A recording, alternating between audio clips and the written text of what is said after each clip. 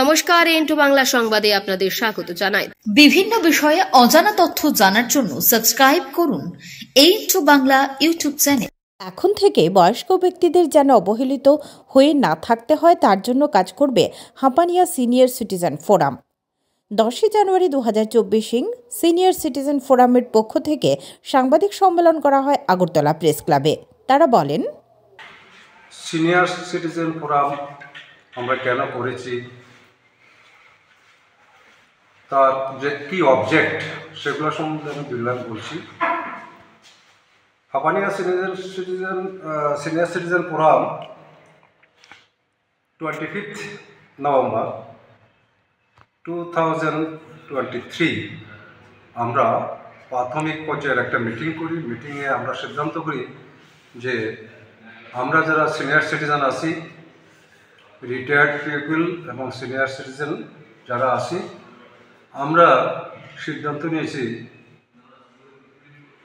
আমরা অতীতের সমাজ জীবনে যা কিছু দেখেছি মানে একটা সুস্থ সমাজ ব্যবস্থা, সুস্থ আচার আচরণ, রীতিনীতি, কৃষ্টি, এগুলার যে দিনের পর দিন এগুলা অবক্ষয়ের পথে এবং তথাকথিত আধুনিক সভ্যতার নামে আমাদের প্রাচীন যে মূল্যবোধ, এই মূল্যবোধগুলো দিনের পর দিন ক্ষয়িষ্ণু থেকে একদম শেষের পথে। দেখেছি যে সমাজে প্রত্যেকটি senior citizen, that is elderly people, are feeling very much insecurity in the society. কোথাও কোথাও এমনও দেখা যায় 60 প্রবীণ নাগরিক, ওদেরই বাড়ি, ওদেরই ঘর, ওদের ঘরে থেকে ওদের সন্তানাদি ন্যূনতম যে একটা ব্যবহার সেটাও করে না।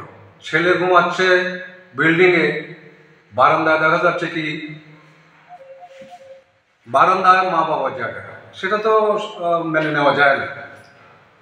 যার পরিপ্রেক্ষিতে আমরা সিদ্ধান্ত নিয়েছি আমরা প্রবীণ নাগরিক কিন্তু অথর্ব না, আমরা সমাজের এমন কিছু কীর্তি হচ্ছে যেগুলোর উপর আমরা আলোকপাত করব। সমাজে এখন সিনথেটিক ড্রাগ, যেটা কোনো গন্ধ নাই, কিছু নাই, কিন্তু পকেটে থাকে, যুব সমাজ আজকে ভেরি মাছ ড্রাগ অ্যাডিক্টেড দেখা যাচ্ছে। সবাই না, কিন্তু র্যাপিডলি এটা বৃদ্ধি পাচ্ছে। তো আমরা চিন্তা করলাম এটার উপর আমরা একটু দেখবো কিছু করা যায় কিনা। তারপরে ড্রপ আউট স্টুডেন্টের ব্যাপারে আমরা দেখব। ব্লাড ডোনেশনে দেখা যাচ্ছে ব্লাডের জন্য অনেক রোগী, মুমূর্ষ রোগী, সেগুলা সঠিক মতো ব্লাড পাচ্ছে না। এখন ব্লাড ডোনেশনের ব্যাপারে আমরা জনজাগরণ সৃষ্টি করব। তারপরে ড্রপ আউট স্টুডেন্টের ব্যাপারে দেখব, এগুলা আমরা দেখব। স্পেশালি আপনাকে বলি, আজকে যারা এল্ডারলি পিপল, তারা প্রতিটা পরিবারে কোনো না কোনোভাবে, যারা বয়স্ক লোক তারা নীরবে অনেক ব্যথা সহ্য করে যেতেছে। আপনার ছেলেদের কাছে একটা আবেদন নিবেদনের সুরে কথা বলতে হয়, তাও সেটা গ্র্যান্ড হয় না, এবং কিছু থেকে একটু বেশ কম হলে ডাইরেক্টলি দেখিয়ে দিচ্ছে যে তোমরা বার্ধক্যাশ্রম।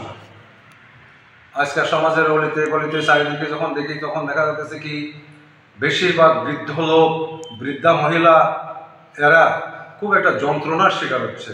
তাদের খাওয়া হয়েছে কিনা, তাদের থাকার ব্যবস্থা আছে কিনা। আমি তো বললাম ছেলে আলিশান বিল্ডিংয়ে থাকছে, মা কাঁধে ব্যাগ নিয়ে ভিক্ষা করতেছে। এমনটা কেন হবে? কেন এল্ডারলি পিপল ইনসিকিউরিটি ফিল করতেছে সমাজে? স্পেশালি এরকম দেখা যায় পুরা বাবা, আপনারা দেখবেন ওর বিছনার মধ্যে, ওর বাড়ি ছাড়ছে না, ওকে ইভিকশন করার জন্য ওর বিছানার ভিতরে মোরগের খাঁচা রাখা হয়, ও যে পথে বাইরে বাল্বটা ভেঙে দেওয়া হয়। কি উদ্দেশ্যটা কি? উদ্দেশ্যটা একটাই, তুমি তাড়াতাড়ি বাড়ি ছেড়ে যাও আর বাড়িটা আমাদেরকে দিয়ে দাও। তো এইভাবে মানে 190% এল্ডারলি পিপল আজকে ভেরি মাচ ইনসিকিউর। তাদের সিকিউরিটির ব্যাপারে দেখা, ড্রাগের ব্যাপারে দেখা, তারপরে আপনার স্কুল মানে ড্রপ আউট স্টুডেন্টগুলোর ব্যাপারে দেখা, সমাজের অন্যান্য জিনিসগুলোর দিকে লক্ষ্য রাখার জন্য আমাদের হাপানিয়া সিনিয়র সিটিজেন ফোরাম এটা টোটালি নন পলিটিক্যাল এবং নন প্রফিটেবল।